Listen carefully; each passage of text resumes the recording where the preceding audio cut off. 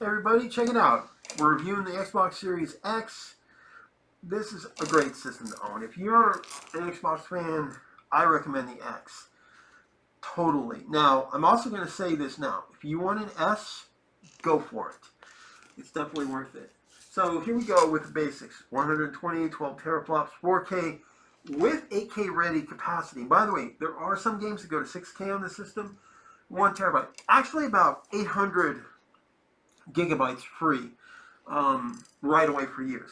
That's still more than the Series S gives you, which is only about 364, 360 in storage capacity. And I just love the animations that they do here for this.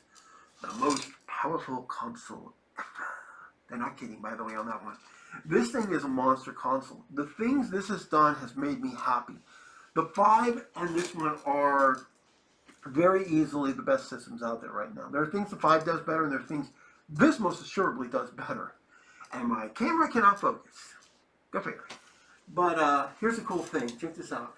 Oh, currently not available. So if you own the S or the 1X and you're trying to buy this, that sucks. I'm not going to lie. That does suck. But it's a small thing. However, if you need to get an S for, like, you got a kid or a friend, or you're buying it for a present, and you definitely want to give them the advantages that come with next gen, even if it's not as powerful. There are some downsides. No problem. $300. Add to cart. That's right. They are still available. And recently I went to GameStop to pick up some more games, and lo and behold, they still had S's. Like 2 or 3. And that happens a lot more. The S is a lot easier to make, get out, and is very good.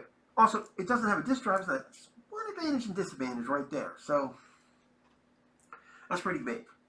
But in my case, I need a disk drive. Now, when I bought the S originally, I had to have a next-gen console. I needed to know what I was getting myself into. And plus, it gave me all of those old Xbox games that I wanted to play. My only regret was I'm looking over at my physical collection and I couldn't use them. I had to buy some. But that's not a bad thing. It's good to have both physical and digital sometimes, because sometimes you can just pop it in. Now, on the S, you couldn't do that. But on the X, you can, which is great. There were a couple of games I popped in I didn't even know were going to play, like Blue Dragon, and a couple of others. I have a pretty decent collection, and there are a lot of games I'm going to try out, both to see how they're going to perform and stuff. And there's a few others I bought again, like Costume Quest and Beyond Good and Evil 2. I had to have that one. That is a fun game. That is actually a weird and fun game. So there's a lot going on here. And the S is just great. Free shipping, free returns, details, 60% small. It is too, by the way. It's like half the size of this system. Also a little bit shaved up the top and the height. Just a little. So there's that. And I'm not kidding. So definitely worth it. And I think you'll enjoy yourself there. So you can at least order them. What are the big advantages here for this system versus like the other one? I've played quite a few games already to test it out, and I can tell you that between the S and the X, a lot of things stay the same. All the equipment is transferable. You can put it over here with no problem. I've done that with my expansion SSD card. Works fine here. I have 8 and 9 gigabytes of data, so I have a crap load. And I still haven't even used the internal memory up yet. That's how good that is. And then we're going right into the terabyte. So I've got quite a few games. And also because this is the most powerful, I'll actually get to see what the Xbox One X games really look like, because this thing has that kind of power. And already seeing 360 and original games much better. And also with high dynamic range involved as well has been just great. Costume Quest popped better than I could have thought on the S. And recently I put it here and it popped pretty good. Another game I put on here to test out was Crazy Taxi. It was on sale. Picked it up. Haven't regretted it. Except for the soundtrack. I think there's something about still having the Offspring that made it good. And just in case you're wondering if I don't actually know what I'm talking about, I do actually still have a PlayStation 2 copy of the game with the original soundtrack. So, yeah. I know what I'm talking about there. quite a few games like that. So that's great. But yeah, it loaded like that. It was a fun game. It was insane. It was digital. It was great. I had a lot of fun with that. I have Beyond Good and Evil 2. I have a couple of other games, so there's also a few other games I hunted down. I didn't even know were there, like I Am Alive. There are a few games that say view game, and I figure it's probably because of licensing issues. If you own the license from before when they were originally sold, then don't worry, you can just re-download your game. But if you're a new person like me coming in to buy that game, you might not be able to. Stuff happens. I'm going to admit that right now. For this, though, this is great because there are a couple of games out there you need a disk drive to play. Just to give you a hint. Have you ever played Lego Dimensions? I have that for my PS4, and I'm currently looking for an Xbox one. Now, I have all the equipment to play it. But there is no digital version of that game. You have to own the physical disc and the equipment to play it, which is the only sucky thing about the Toy to Life series. Luckily, Starlinks does work without the toys, so that's cool. But the figures, because I actually have one over here, are, as you can see, not all that bad. They actually are pretty cool, and it does give you more customizable options and stuff. This is the one from the Nintendo Switch with the Star Fox setup, and as you can see, I haven't popped it in for a while, and it was actually very incredible. And I'm actually thinking about also getting the Xbox version, so that's cool. So as you can see here, we can do quite a bit, and yeah, Fox is actually in there. He's actually in the co-pilot seat, which is really cool. Go figure. Ooh, didn't know you could do that. I haven't touched these in a while, so that's pretty cool. Little Switch stuff. And like I said, everything is changeable. And that also means a lot of this equipment is interchangeable, too. I might even consider just buying the physical disc Xbox version, too. Again, another huge reason to pick this up. Physical games. I mean, just physical games. Although, I would have loved to have had this cool Halo Infinity Limited Edition. That would have been cool. Continue shopping. Yeah, fingers. So, there is that. Now, the good news is, I can buy physical games again for my Xbox, and that's great. From everything from the original to the 360 to the One to the series. So, this is all good for me. I'm totally going to enjoy this. And this also fits into a lot of people out there. Now, there are going to be a couple of groups of people who play Xbox. Now, in my case, this is going to become important for me when it comes to, the most powerful games. There are going to be some games that are definitely going to be coming here. There are a few that will be for both systems for review purposes, so I can give you an honest opinion. And also because I want to give them the trophy and achievement support. And also, they might just be that fun. And once I'm done with one system, I can go to another system, and I can start all over again. You never know. So there is a lot of support. This also still has access to TV show and movie rentals, as well as buying. I've done that with, believe it or not, Ghostbusters. Fantastic. I love that movie still. I've actually watched it more than once on this, and I have the 4K version over there. And that's the other cool thing. The 5 and this are also 4K Blu-ray available. I have a 5.1 system, a 58-inch TV, which is pretty big for my room still. So I don't have to worry about that. And it's just great. Now, what about game performance?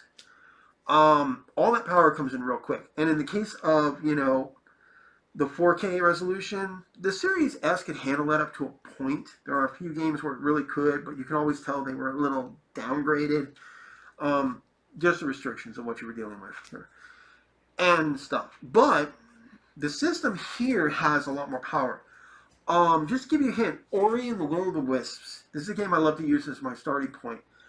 The game on the Series S topped out at 4K with 60 frames. I was impressed. And I'm glad that they actually tell you that up front. So it's like, holy crap, it's that powerful? So, way to go, Series S. Another reason why I loved it. And I think I put that in my review. However, with this on the same game, I found that it actually has a higher setting, which is 6K. And I heard about this before with both Ori and the Minecraft game. But I put it on here with Ori, and wow. It actually says it's upscaled to, it's actually working at a 6K level, but because of the upscale downscale type system they have in place, which is, by the way, what PS4 Pro and the One X introduced back when we were just starting to get 4K TVs, it would keep that upscale, but then it would downgrade the image slightly to what a 1080p TV would be. But you still got superior picture quality. I can tell you that I turned that on as soon as I could with all my systems until I got a 4K TV, which is this TV over here, which is a little 43-inch. Even on a 40-inch, I was seeing better picture quality than I would have thought possible. Now, don't get me wrong. When it went to a full 4K TV, it was like, damn. But it's definitely a much better picture. And when I did this with Ori, I was seeing detail that I didn't even know was there. That's how good it is. That's how incredibly good it is. The lighting effects. I think it has ray tracing as well, even on that setting.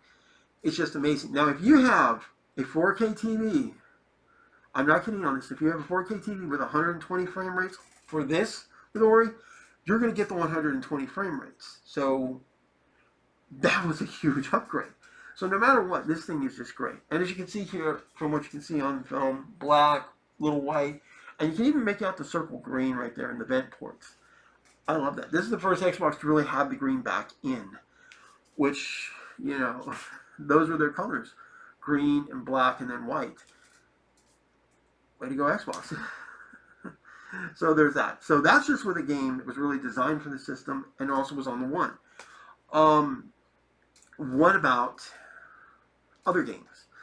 I'm going to use Shadow Outriders real quick.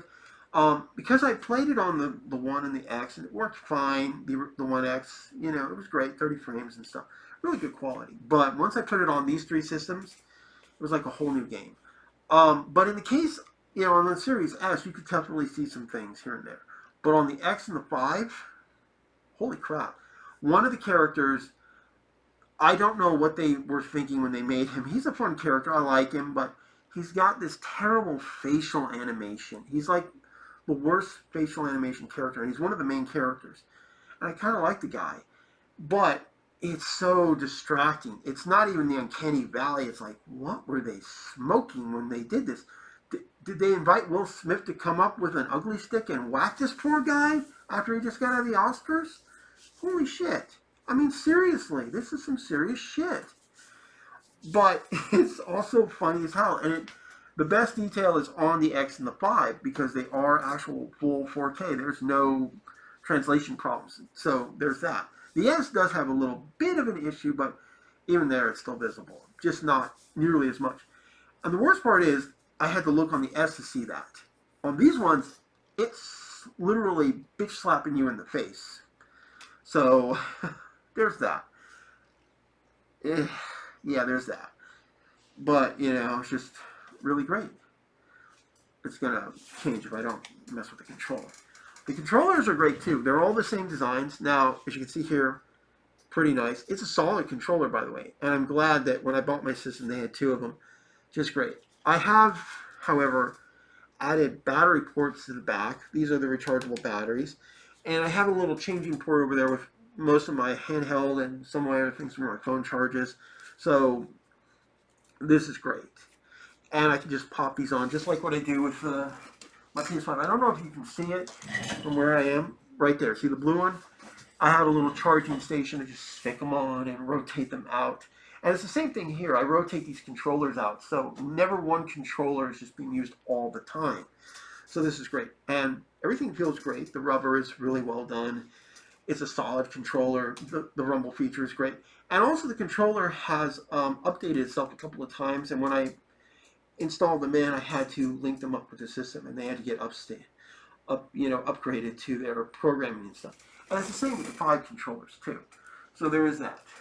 And I think it ran a little smoother on this system. More power.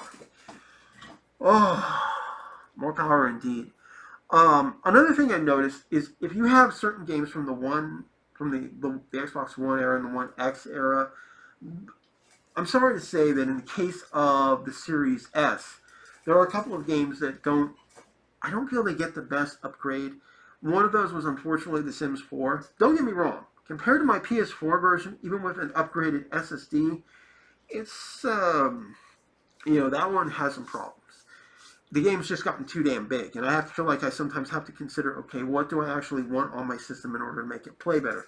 And that's the problems my PS4 goes through. Even the One S has a few little issues, but ever since I upgraded it with an SSD, it's worked a lot better. Just not perfectly. Go figure. But on the Series S, it did slow down. However, it had the velocity architecture, it had a fast SSD, and it was a new generation system. It just didn't have the sheer memory to really give me the whole experience I wanted, like 60 frames and stuff. On the 5 and the X, however, it's like lightning fast. I mean, the frame rate is so impressive. I think the game sometimes has to keep up with itself. But the bugs in the game programming still for The Sims 4 can still cause issue after issue.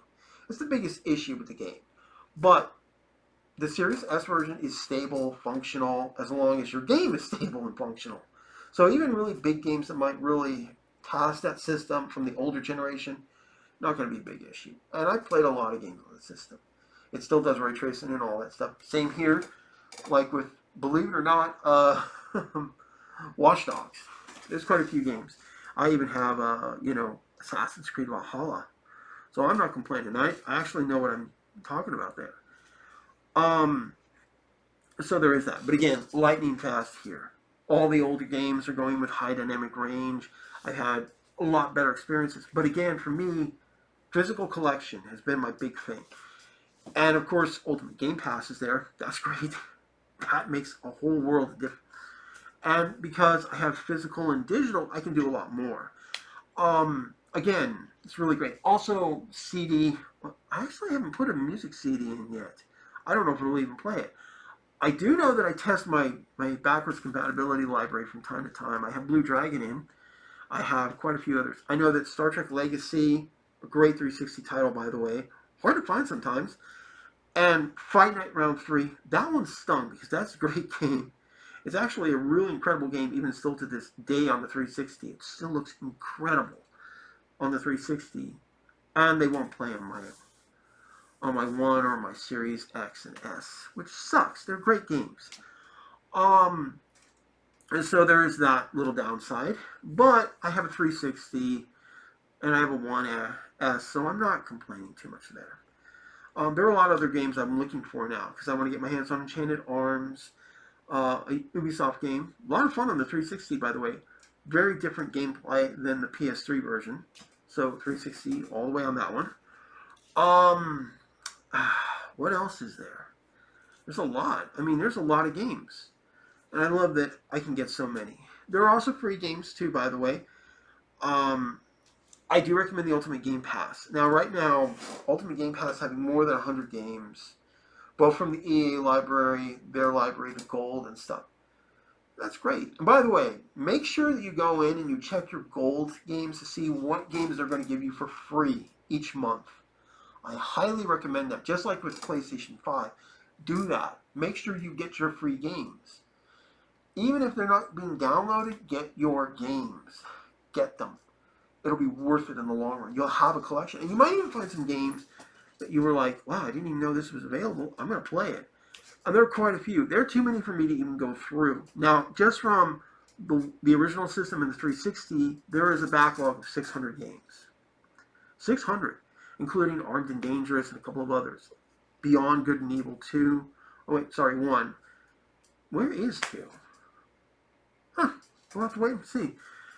And Skull and Bones. Oh yeah, where the hell's that Prince of Persia game? Damn Ubisoft. A lot of shit. So yeah, there are definitely going to be games I'm going to be buying exclusively for this system, just for its pure power alone, to get the best damn experience. On the other hand, again, I'll be going to other points. I highly recommend the system, especially for the physical collectors. And that's the thing. You're going to have the collectors who are going to go strictly for Game Pass. Are going to look at this like the largest, rental shop for games. Good plan. And I think Sony will soon do that with their upgraded Plus stuff when they get rid of PlayStation Now. I'm hoping that works out well.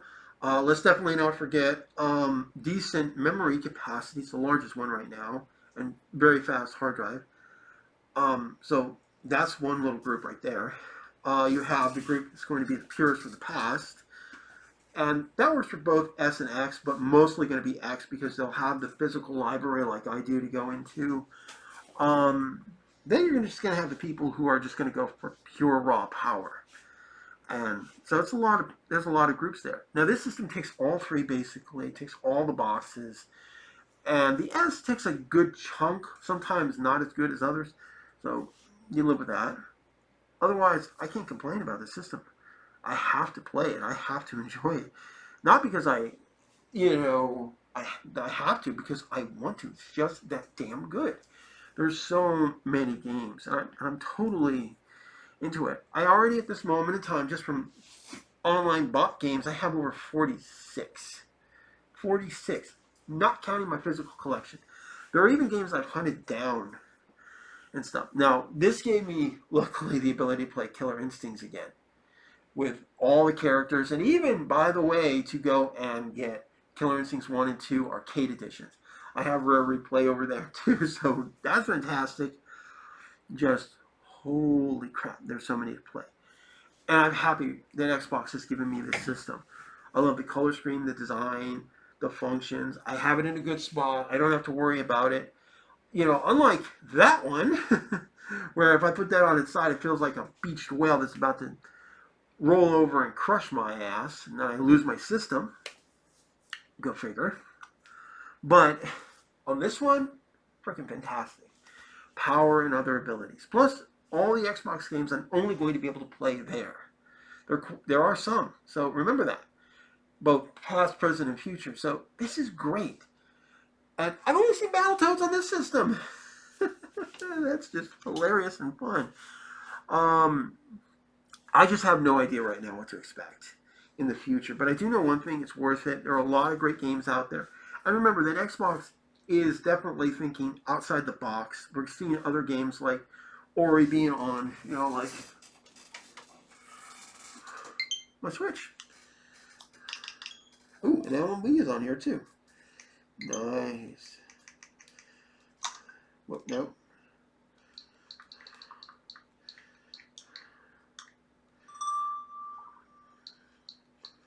Just give me a moment here, guys. Hopefully I left it installed. Hollow. Oh man, I think I uninstalled my Ori. Damn it. Oh well, I've had a few issues. But the other cool thing is, notice what's there? Knights of the Old Republic. I got both of those physical over there for this baby right here. So I ain't complaining one bit.